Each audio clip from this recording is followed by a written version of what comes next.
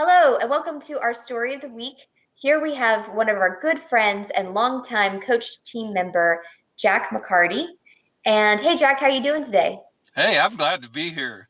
This has been absolutely one of the best times in my life, for sure, in my ministry over 40 something years. And God's working. I can see it and I can't control it. And that's the best part is it has a life of its own. It doesn't really need me that much. Well, that is a lot of our goal here in CDM and always when we're doing disciple making is that we teach others so they can teach others. So even if something happens to us, and because it shouldn't be all dependent upon us, right? We want to spread it out to other people and empower them to be able to disciple make. And that's what you've done inside the prison there. So Jack is actually a prison chaplain. Perhaps some of you have not heard that before in previous stories, but he is a prison chaplain, and they're in a maximum security prison in Amarillo, Texas. And I remember, Jack, when you first started with us and how that very first DBS that you were just like, we had all these things were trying to stop it. And it was quite certain that Satan was trying to stop it from happening. And but now, how many DBSs do you have in the prison, Jack? We have about 20 groups that I can document, and I hear about others, but I can't go out and see them right away. So I can document 20. 20 and what a blessing that is from the Lord. 20 discovery Bible studies, and now you have actually, and we were just talking about earlier, raised up some what you call trainees. In other words, disciple makers inside of the prison. So these are prisoners, right?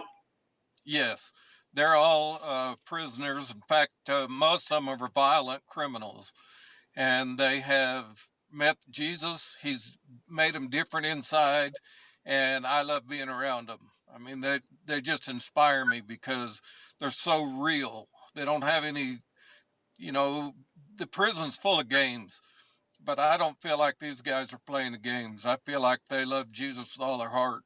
And you ought to hear them pray. You hear the scriptures they can quote.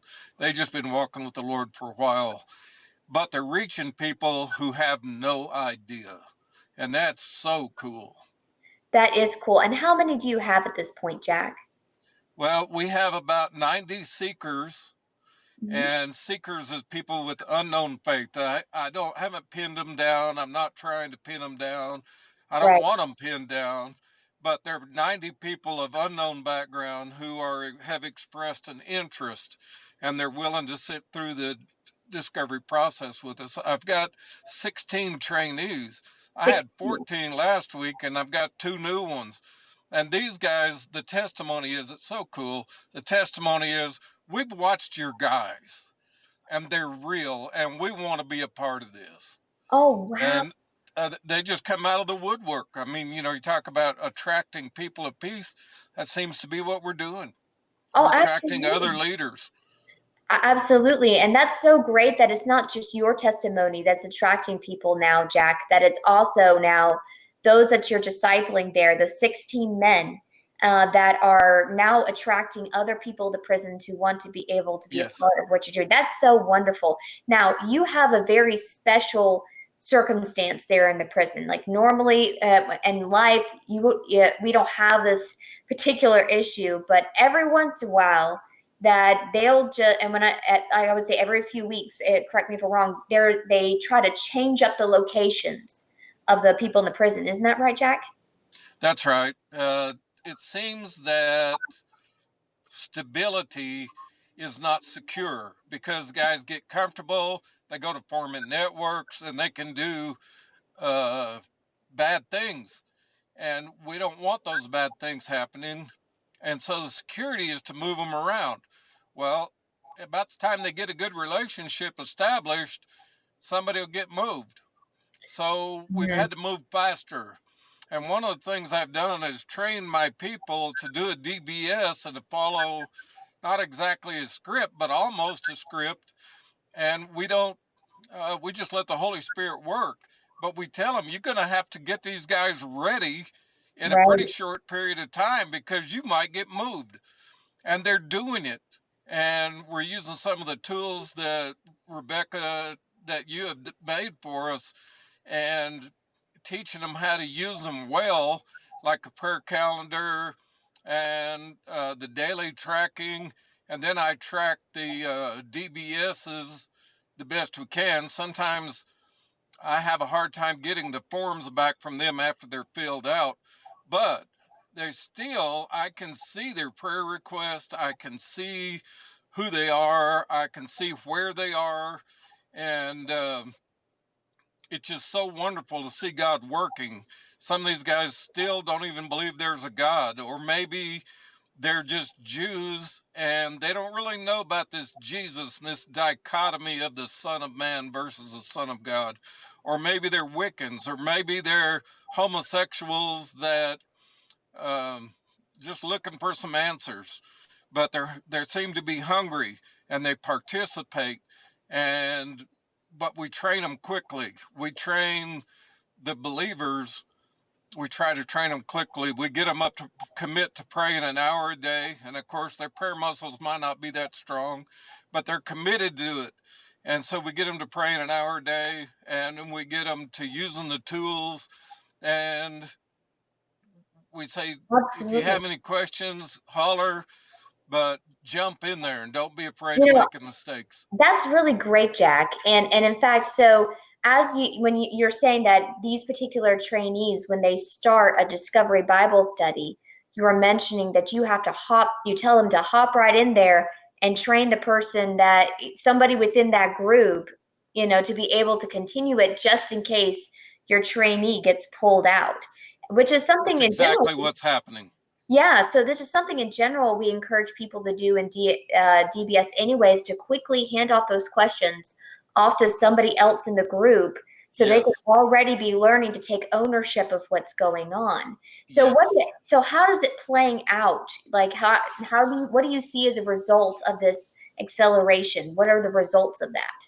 Well, we're seeing people getting baptized for one thing, Oh wow. and we're seeing people making disciples. We're seeing prayers answered. Uh, we're seeing Are you seeing we're seeing lots of groups, and I'm also seeing the security staff is saying, "Man, we don't have any trouble with any of your guys.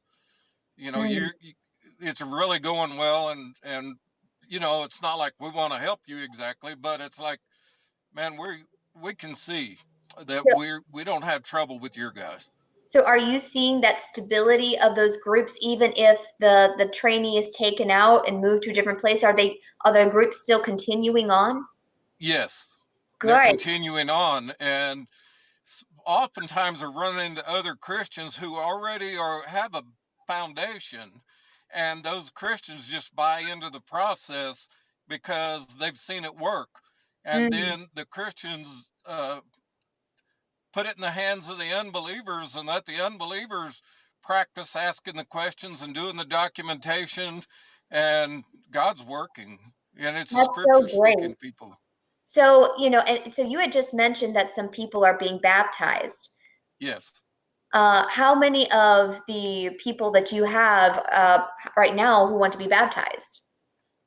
Two, and we have security issues where they're not allowed into the parts of the building where the Mm, baptism is.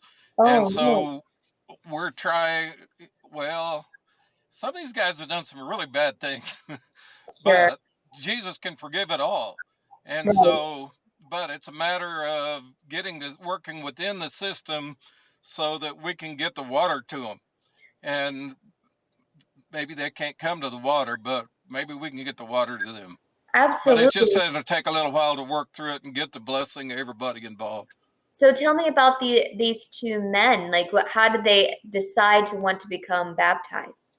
Going through the DBS and seeing the scriptures, and just seeing that, especially the part about Jesus' baptism and the Ethiopian eunuch and Philip, and that, that, wow, Jesus had to be baptized, you know, maybe I do too. And what do we need to do about that? And of course, there are guys here that have been walking with the Lord for a while. They know how to lead someone to Christ and then to follow up with Bible studies and commitments and all that good stuff. But before we get to there, they realize God means business and we have to obey. And it's all about obedience and training in obedience. And when they see baptism show up, then they have to obey that too. You know, Jack, what I really love what you've done is that you've taken the principles of disciple making movement and you've applied it to your particular situation.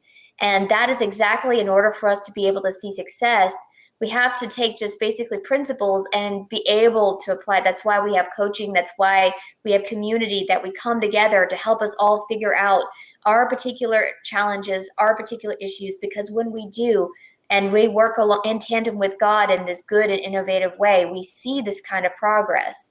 And I just really love the fact that you and those in the prison were not, held up by this challenge of constantly mixed around, but that you hung in there and figured it out, and God is working through you in that way, and that's awesome. You had mentioned earlier, Jack, about the 16 men that you're training that are in Yes. their disciple making in the prison, and how you would love for people to partner with them and praying for them on a regular basis. And so I would like to open up to anybody in our particular community that wants to do that, that wants to pray for and with some of these men.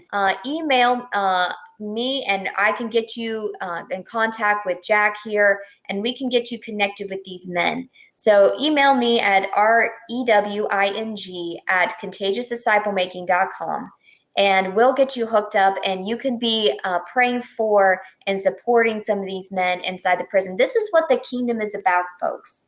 One of the main things that Jesus was called to do was to proclaim liberty to the captives. And so here we are in a very literal way, proclaiming liberty to those who are in prison, and showing that, as you said, Jack, Jesus can forgive anything and he can transform any heart and life. And that's your mission. And we want to support you and these men through the particular mission. So thanks so much for your story, Jack. Keep us updated on that. And if you guys want to continue getting updates about what's going on with Jack, be on our prayer page. Ask us to be on our prayer page. And Jack will be posting every once in a while about the updates about what's going on and stories. But thanks, Jack. And thanks so much for our story of the week. Thank you.